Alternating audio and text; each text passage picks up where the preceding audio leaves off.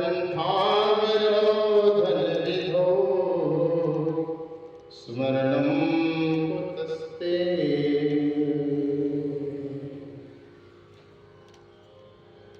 बोले हनुमान जी महाराज की,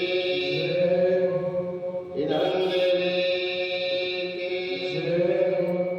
गणेश भगवान की, सद्गुरुदेव भगवान की, श्रीमद्भागवत महापुराण की। हर हर महादेव। एक बार प्रेम से, श्रद्धा के साथ और हर्षोल्लास के साथ बोलेंगे, बोले श्री शिव शक्ति नारायण महायज्ञ की जय हो।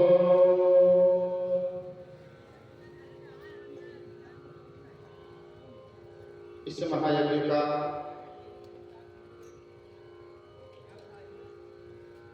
इन्हं देवी धाम के पवित्र पावन स्थल पर आज 20वां दिन, 19वां दिन, 9, 8, 17, 9, 18, 19 कलश यात्रा को लेकर के 20 दिन, 20वें दिन की पावन वेला में, 19वें दिन के कथा सत्र में, श्रीमद् भागवत के प्रथम दिवस में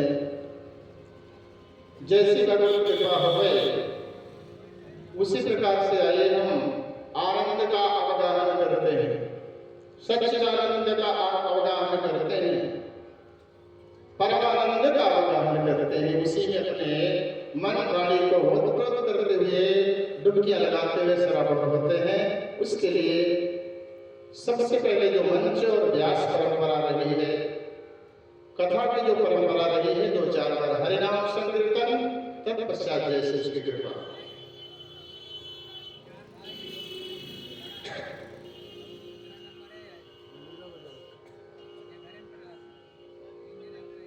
आइए बड़े प्रेम से सब कोई गाएंगे, क्योंकि भगवान के चरण शरण को छोड़कर के बाकी कोई सहारा नहीं है जीवन का। अंते नारायण स्मृति ही, अंत में नारायण की स्मृति बन जाए, नारायण की याद बन जाए, नारायण का स्मरण बन जाए। इसीलिए तो सारे शास्त्र, सारे देव और सारे मुनीन्द्र, जो ऋषि हैं, हमारे जो अग्रज थे, पूर्वज थे, उन्होंने प्रयास किया, रिसर्च किया। इसीलिए महात्माओं का नाम की संज्ञा ऋषि लिखी गई, क्योंकि वो रिसर्च करता थे, रिसर्च खोज किए, खोज करके और जीवन के आनंद को प्रदान करने का साधन उपलब्ध करवाया।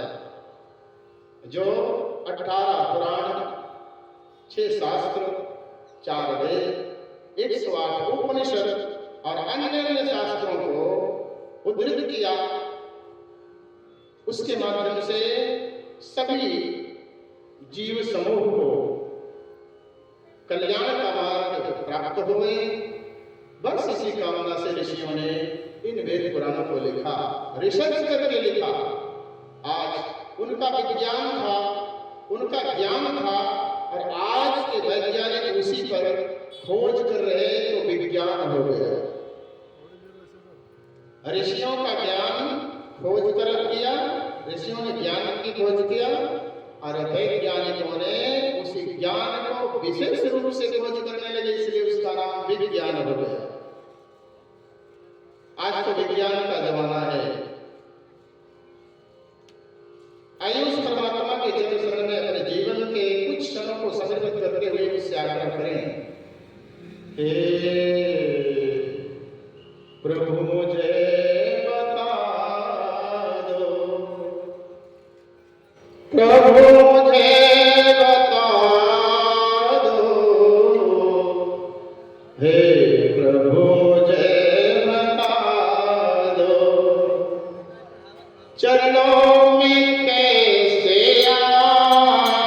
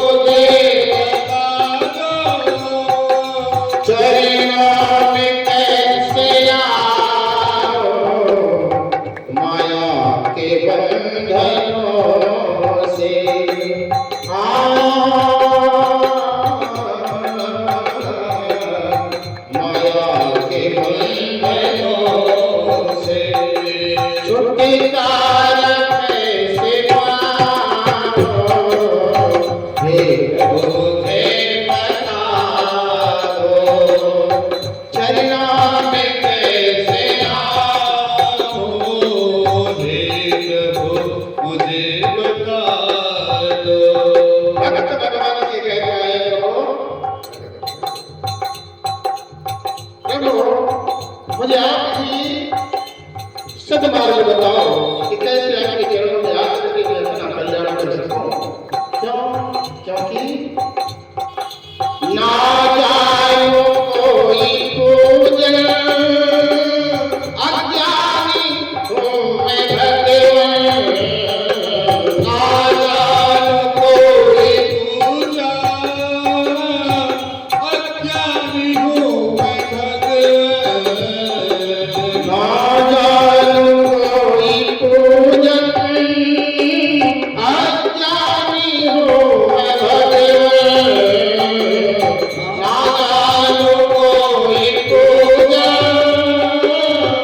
अज्ञानी हूँ मैं भगवान।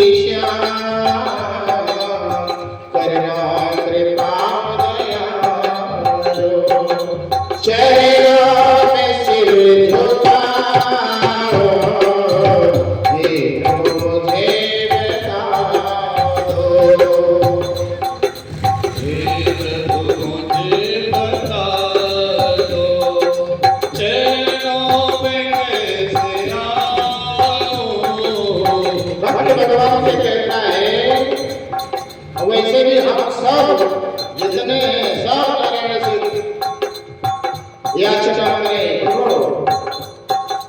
इतना पतित हूँ, इतना अपवित्र हूँ, इतना मलिन हृदय का हूँ कि कहने की बात नहीं है। और अगर मैं पतित हूँ तो आप तो पतितों को पावन करने वाले सरकार हो, इसलिए मेरा कल्याण करो। हूँ आपका ही जय जय स्वामी। अच्छा दुनिया पूरा हो, जैसा भी हो तुम्हारा। अच्छा दुनिया पूरा हो, जैसा भी हो तुम्हारा। अच्छा दुनिया पूरा हो, जैसा भी हो तुम्हारा। अच्छा दुनिया पूरा हो, जैसा भी हो तुम्हारा। इसलिए बोलो, ठुकराओ ना मुझे, ठुकराओ ना मुझे, ठुकराओ ना मुझे। चरणों में सिर झुकाओ, हे प्रभु मुझे बता दो, चरणों में कैसे आऊं। माया के बंधनों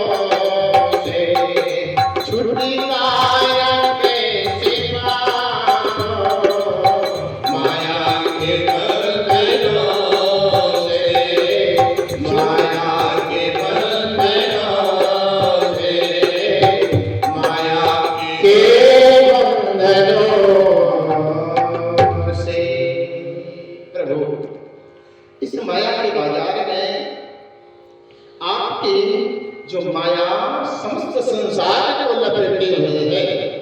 माया महा ठगिन में जानी, ये माया किसी को छोड़ती नहीं। जो भी पृथ्वी पर आए सबको माया ने लपेटा। इसलिए माया से बचने का केवल एक साधन, मायापति का भजन करो। माया के जो पति हैं, मायापति कौन? श्री हरि विष्णु, श्री सीताराम, हमारे परमात्मा मायापति हैं। और मायापति अगर वो है तो माया पत्नी कौन है? पति की पत्नी कौन है? माया। हमारे परमेश्वर की पत्नी, मेरे श्री हरि की पत्नी का नाम है माया। इसलिए माया छोड़ी भी नहीं जाती, क्योंकि अगर परमेश्वर परम पिता है तो माया कौन हुई? माता हुई। पिता की जो अपनी माता ही तो होगी। इसलिए माया कैसे छोड़ी जाए? इसलिए माया में लपटे हुए भी परमात्मा को ना भूले, माया में लपटे हुए भी मायापति को ना भूले। यही विशेषता है, ये विशेषता हमारे जीवन की है। आज हम आप सब बैठ करके श्रीमद् भागवत की कथा के प्रथम सोपान में प्रवेश करना चाहते हैं। प्रथम सोपान में प्रवेश करने के पहले हमें ये जानकारी हो जाना चाहिए कि ये भागवत है कैसे, इनको सुनने से लाभ क्या मिलेगा, इनको सुना क्यों जाए, इसका अनुष्ठान क्यों किया जाए? क्यों? क्योंकि राधा भक्ति हरे ज्ञानम याम ध्याताभ्याम याच समन्विता। राधा कौन है? साक्षात भक्ति में है।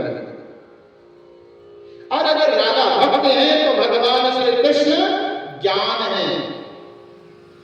जहां भक्ति और ज्ञान दोनों होगा वहां वैराग्य होगा, संसार से मोह त्याग होगा। और जहां वैराग्य होगा वहीं परमात्मा का दर्शन होगा। इसलिए राधा रूपी भक्ति को स्वीकार करो, हरि रूपी ज्ञान अपने आप आएगा। भक्ति जहां मिलेगी, भक्ति कहां मिलेगी? भक्ति का प्रथम सोपान कहां है? प्रथम भगति संकर कर संगा। पहली भक्ति कौन सी है? पहली भक्ति, भक्ति का पहला सोपान, पहली सीढ़ी है सत्संग करो। सत्संग जिसके जीवन में नहीं है वो मनुष्य मानव जीवन पाकर के भी मानव अमृत कलश फेंक करके बीज पीने जा रहा है। अमृत में क्या प्रभाव है, इसमें क्या प्रभाव है, इसे हम सब जानते हैं। क्या अच्छा है, क्या बुरा है, इसे तो हम सब जानते हैं, लेकिन मानते नहीं हैं। मानना चाहिए और मानने के लिए सत्संग करना होगा, तब तुम्हें मानने की सामर्थ्य होगी, विश्वास होगा कि इसे मानना चाहिए। भक्ति को हमें मानना चाहिए। सत्संग के करने से हमारे जीवन में दो मुख्य लाभ मिलते हैं। सत्संग करने मात्र से ही विवेक उत्पन्न हो जाता है। विवेक कहीं दूसरी जगह नहीं मिलने वाला है। विवेक मिलेगा तो सत्संग में मिलेगा। हम नहीं कह रहे, प्रामाणिक संत कवि कवि चूड़ामणि प्रातस्मरणीय श्री गोस्वामी तुलसीदास जी महाराज कह रहे हैं, बिनु सत्संग विवेक ना होई। बिना सत्संग के विवेक होना बड़ा ही दुर्लभ है। इसलिए असंभव है बिना सत्संग के विवेक प्राप्त कर लेना। सत्संग करेंगे तो विवेक होगा। और मनुष्य जीवन की दो आंखें हैं।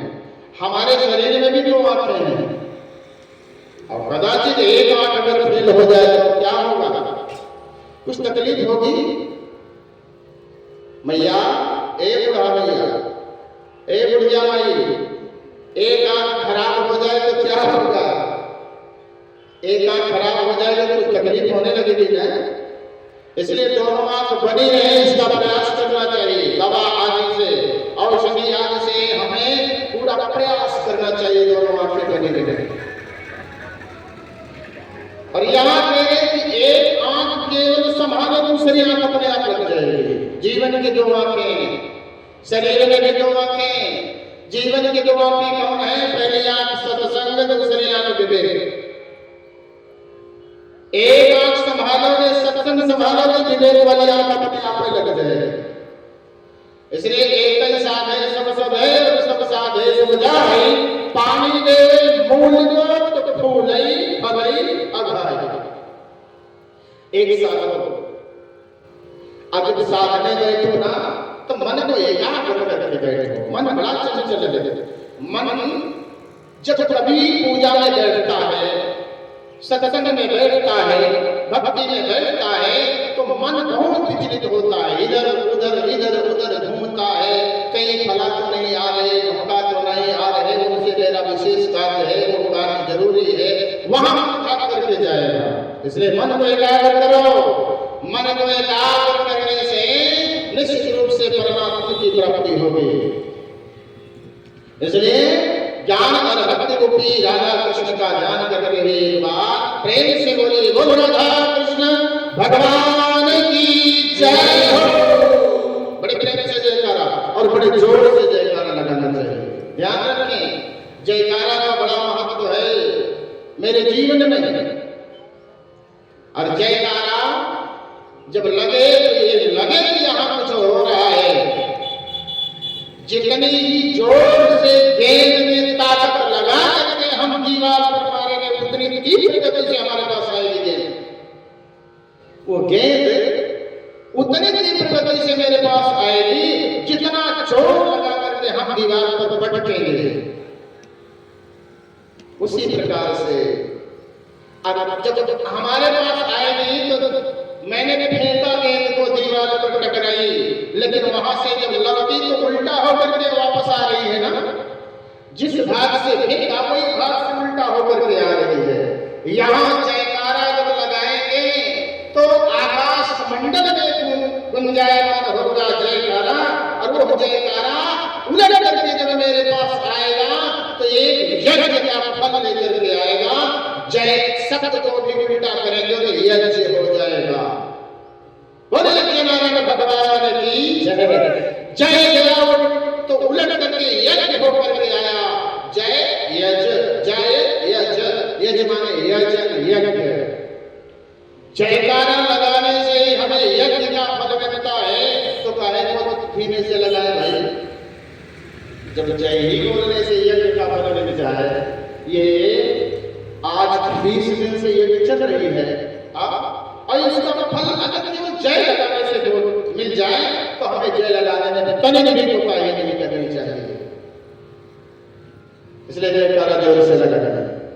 बोलो राधा कृष्ण भगवान की जय। ये कथा, जिस कथा को प्राप्त करने के लिए हम आप बैठे हैं, कथा के महात्म में भागवतकार श्री व्यास जी भगवत स्वरूप महाराज जी ने लिखा कि भाग्योदय बहुजन्म समर्जितेन सत्संगं च लभते पुरुषं यदा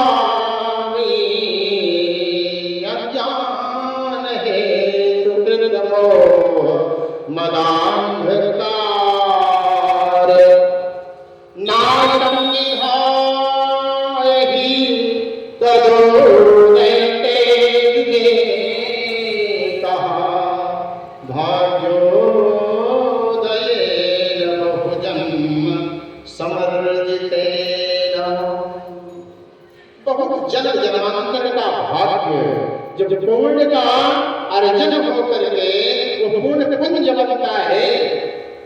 समर्जितेन बहुजन्म भाग्योदयेन, बहुत जन्म जन्मांतरों का पुण्य का जब भाग्योदय होता है तब सत्संगम च लभते पुरुषं यदा वै यदा पुरुषं सत्संगम लभते कौन से पुरुष सत्संग को प्राप्त करते हैं? कहा भाग्योदयेन बहुजन्म समर्जितेन, जिसके जन्म जन्मांतर का पुण्य का उदय हुआ है। इसलिए कहा चलिए ठीक है, बहुत जन्म जन्मांतर का पुण्य का हम